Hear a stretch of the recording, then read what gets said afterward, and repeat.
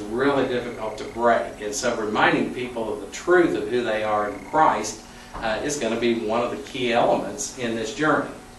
Well, out of that shame, people are going to get into a place where they are triggered. They get into fantasy. They're very preoccupied. They will obsess about how can I deal with these wounds? How can I cope with this sense of shame? Well, perhaps they have been sexually abused, or they have been exposed to pornography at very early ages, and that's become a coping skill for them. A lady named Virginia Satir once said, "Problems aren't the problem, coping is the problem." Told a lot of addicts through the years, addiction is not your problem, addiction is your attempt to solve the problem. As part of what we're looking for is beyond the behavior. We're looking at what problem are they trying to solve, what wounds are they trying to heal. Well, those things are screaming out, and so they'll go into an addictive ritual. Now, a ritual is just anything that takes place between the time they're triggered and the time they act out. A ritual could take seconds just through rationalizing something. It could take months grooming an affair partner.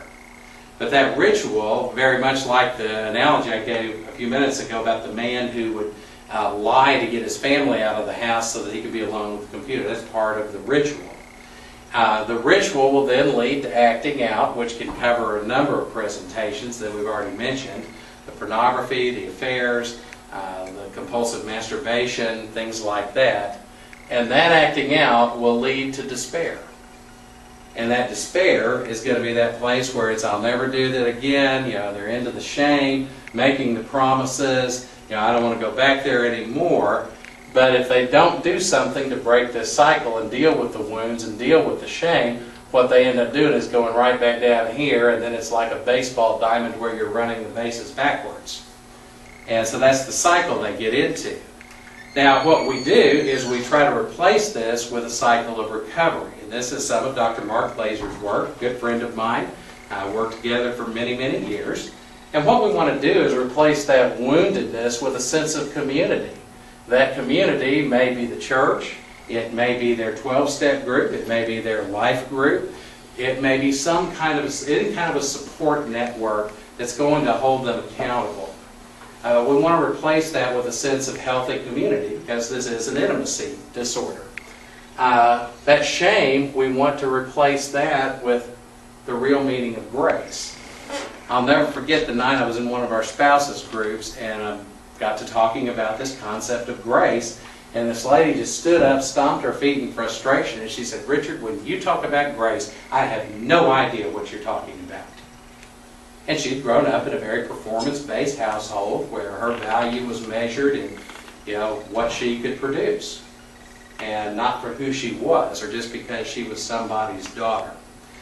But so we work on that, on developing a sense of what it means to be loved unconditionally, what it means to be redeemed, and what it means to really experience grace.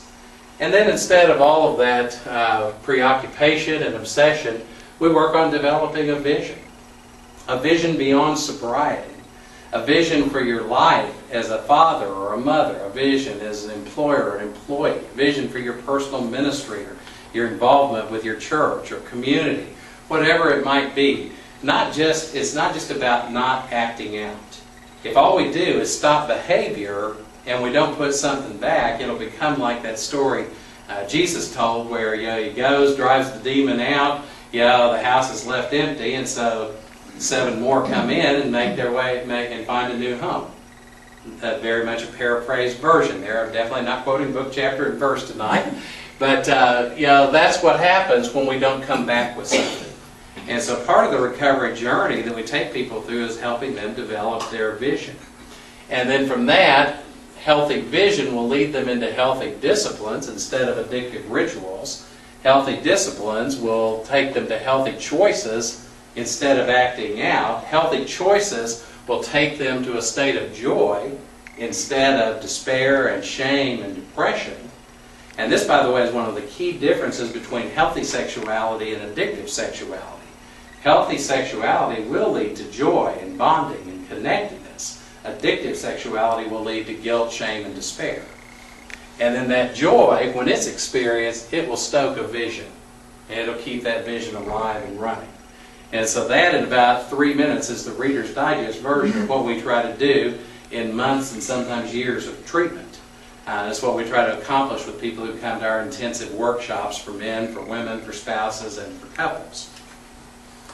Well, one of the things we're doing is we have to look at this as a family issue. It affects spouses. We already have talked about how it affects children. But as you're working with the spouse of somebody who has just discovered that their significant other, their mate, is hooked or addicted to internet pornography or is involved in some form of sexual acting out, they have just experienced a traumatic event. It's not like, oh yeah, my husband watches porn, no big deal, I'll go right on and let's wash the clothes.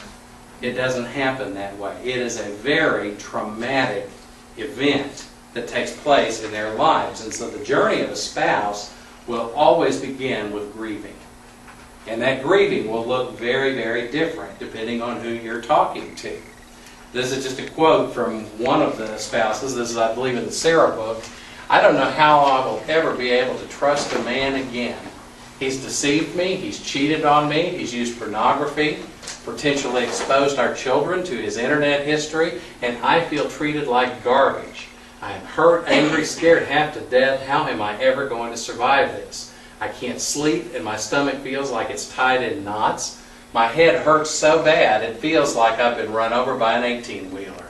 Oh God, how this hurts. I don't want to be divorced, but I don't think I can stand to be with him another minute. I don't know what to do. That very much expresses what a spouse will feel like at some point in their grieving. It's a very painful, very traumatic event and should never, ever be minimized. Some of the things a spouse loses that they are grieving. Yeah, they have lost trust. Yeah, their sense of identity has been violated. Their dreams. They have lost hope. They have lost their sense of stability, emotionally, financially. They ended up in a place where they may feel very, very threatened. And don't forget, as I have on this note, that there are also male spouses of female sex addicts.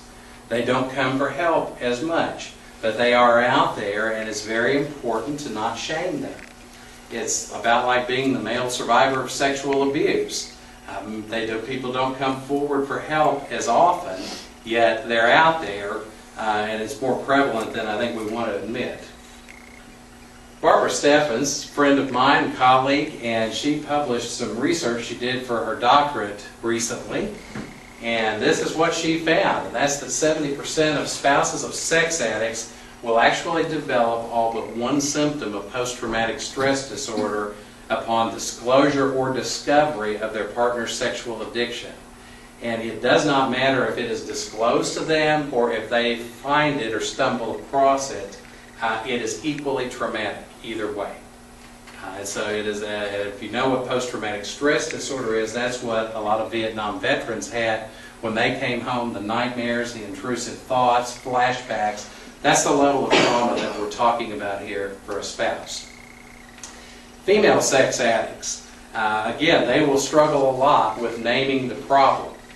And it's very difficult for them to wear that label sex addict. And so again, we try not to even use that. One of the things we'll call our women's groups, we call them women redeemed. And it's just women who are dealing with sexual issues. And in our visually saturated culture, women are becoming more and more hooked. Pornographers are actually targeting women very specifically. And yeah, one of the things that you look at are cultural stereotypes. If we think about how most people view a woman who is acting out sexually, the labels that come up are typically things like whore, slut, tramp, homewrecker. But if it's a male who's acting out sexually, it's he's scored, he's a stud. Yeah, a big man on campus type of thing. And so there's